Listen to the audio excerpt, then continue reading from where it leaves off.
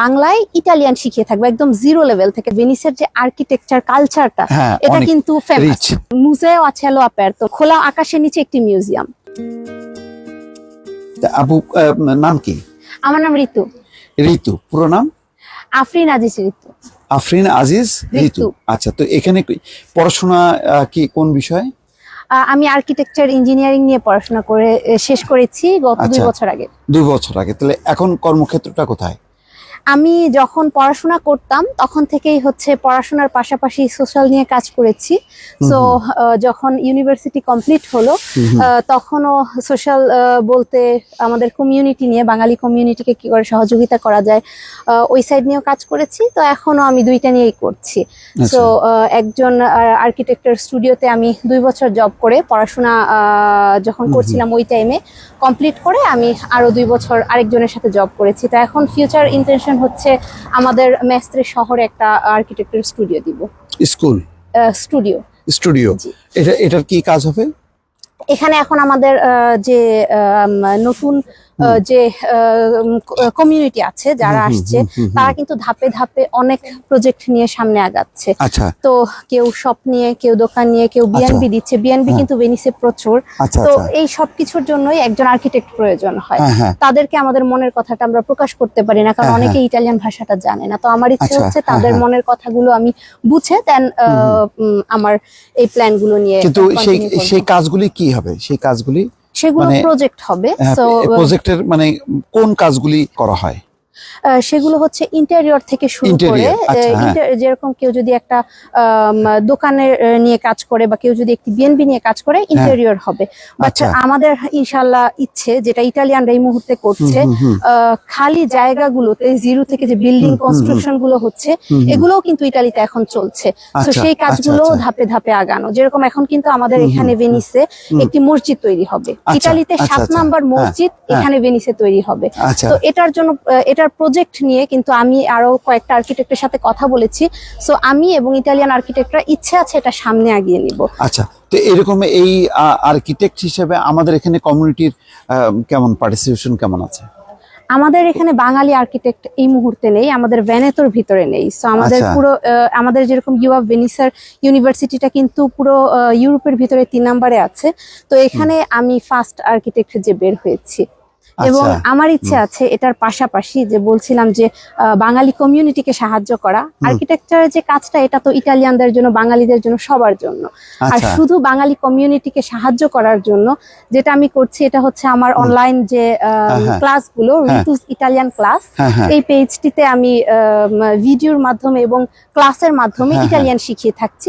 তো এই আমার যে অফিসটা থাকবে সেখানে স্কুলেরও ব্যবস্থা থাকবে। তো এই যে পড়াশোনা যে অভিজ্ঞতা, সেই অভিজ্ঞতার আলোকে আমাদের কমিউনিটি কি শিখবে? কি ধরনের? আমি যেটা শিখাচ্ছি সেটা হচ্ছে বাংলা ভাষায় ইটালিয়ান ভাষাটা শিখাচ্ছি। আর সো একটা হচ্ছে আমার ইউনিভার্সিটির পড়াশোনা, যেটার মাধ্যমে আমি আর্কিটেকচারের যে কাজগুলো আছে সেটা করব। এবং পাশাপাশি আমরা বাংলায় ইটালিয়ান শিখিয়ে থাকবো একদম জিরো লেভেল থেকে, যারা নতুন আসে তাদেরকে। এটা তো খুবই জরুরি, যেহেতু মানে যে কোনো কাজে মানে একেবারে রাস্তার কাজ থেকে শুরু করে অফিসের কাজ, শিল্প কারখানার কাজ, সব জায়গায় ভাষাটা খুব জরুরি, তাই না? অনেকেই ভাবে যে হয়তো একটি মেয়ে বাংলাদেশ থেকে ইটালিতে এসে সে বাসায় থাকবে, কিন্তু একজন সন্তানকে বড় করে হসপিটালে নিয়ে যাওয়া, স্কুলে নিয়ে যাওয়া, সেক্ষেত্রেও কিন্তু ভাষা প্রয়োজন হয়। তো এই জন্য প্রথম ইচ্ছে হচ্ছে কমিউনিটিকে আমি হেল্প করব, দ্বিতীয় ইচ্ছে হচ্ছে কমিউনিটিকে গড়ে তুলবো যেন নিজেই নিজের কাজগুলো সামনে আগিয়ে নিতে পারে। এমনি আর্কিটেক্ট হিসেবে এখানকার এটার ডিমান্ড কেমন বা চাহিদা কেমন? ভেনিস কিন্তু ইটালির ভিতরে বলি বা ইউরোপের ভিতরে বলি, ভেনিসের যে আর্কিটেকচার কালচারটা এটা কিন্তু ফেমাস। পুরো পৃথিবীতেই কিন্তু এটা ফেমাস, মানুষ দেখতেই আসে কিন্তু আর্কিটেক্ট। জানি না আপনি জানেন কিনা, ভেনিসকে বলা হয় হচ্ছে মুজেও আছে লো অ্যাপারতো, মানে খোলা আকাশের নিচে একটি মিউজিয়াম। এটা ইটালিয়ানরা এটা বলে থাকে ভেনিসকে। তো ইনফ্যাক্ট ভেনিসে কিন্তু এখন ঢোকার জন্য, প্রবেশ করার জন্য কিন্তু 5 ইউরোর একটি টিকিটও পে করতে হয়, কারণ এটা একটা মিউজিয়াম হয়ে গিয়েছে। তো এখানের যে ডিমান্ডটা সেটা সব জায়গায় আছে, কারণ এখানে যেটা শেখানো হয় এটা হচ্ছে একদম আদিকালের আর্কিটেকচার থেকে একদম নিউ যে আর্কিটেক্টরা তৈরি হচ্ছে সবকিছু শেখানো হয় এখানে। সো এটার ডিমান্ড ডিফারেন্ট।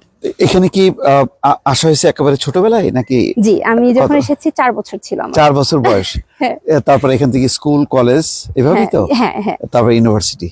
হ্যাঁ, আমি মাঝে যখন আমি ক্লাস 4-এ পড়ি তখন বাংলাদেশে যে ছিলাম আমি 1 বছর, তো ওই ক্ষেত্রে বাংলাটাও পড়া লেখা এবং বাসায় আম্মু একদম ছোটবেলা থেকে শিখিয়েছে, যার কারণে আমি এতটুকু পারি যে বাংলা যতটুকু পারি, ইটালিয়ান হয়তোবা তার চেয়ে একটু বেশি পারলেও বাংলাটাও বাংলার দক্ষতা দিয়েই আমি হেল্প করতে পারছি সবাইকে। সেটা বাংলাটা সেটা মানে অব্যাহত রাখছে সম্ভবত পরিবার থেকে, তাই না? অবশ্যই, অবশ্যই। অবশ্যই, তো আমাদের হ্যাঁ। যারা এখানে আছে, নিউ জেনারেশন যারা তৈরি হচ্ছে, তাদেরকে এতটুকুই বলবো যে অনেকেই ভাবে ছোটবেলা থেকে ইটালিয়ান শিখাবো, হ্যাঁ। ইটালিয়ান আমরা শিখবো, ইটালিতে আছি, হ্যাঁ, এটা না right. শিখে কোনো উপায় নেই, হ্যাঁ, হ্যাঁ। বাট বাংলাটা শিখাতে হবে। রাইট। ধন্যবাদ। দর্শক শুনলেন যে একেবারে আমাদের যে নতুন যে জেনারেশন, তারা কিন্তু এসে শুধু তাদের পেশাগত কাজ, নিজের জীবন জীবিকা নিয়ে ব্যস্ত নেই, তারা কিন্তু পড়াশুনো করেছে ইতালি ভাষায়, বাংলা শিখেছে, এবং এখন যারা যেই বাংলাদেশিরা এখন আসছে সুদূর পথ পাড়ি দিয়ে, তারা যাতে এখানে কর্মসংস্থান করে টিকে থাকতে পারে সেই ব্যাপারে কিন্তু তারা ভাষা শেখাচ্ছে, এবং সেই ক্ষেত্রে আমাদের এখানকার যে জেনারেশন তারা কিন্তু যে ভূমিকা রাখছে, আমাদের এই আপুটা কিন্তু তার একটা বড় উদাহরণ। তো এইভাবেই আসলে কমিউনিটি যদি একজন আরেকজনকে সহযোগিতা করে, তাহলেই কিন্তু ইতালির বুকে বাংলাদেশি যে কমিউনিটি যেটা গড়ে উঠছে সেটা আরো শক্তিশালী হবে, সমৃদ্ধ হবে, এবং এটাই হচ্ছে আমাদের আসলে মূল চাওয়া এবং প্রত্যাশা। দর্শক ভালো থাকবেন, আল্লাহ হাফেজ।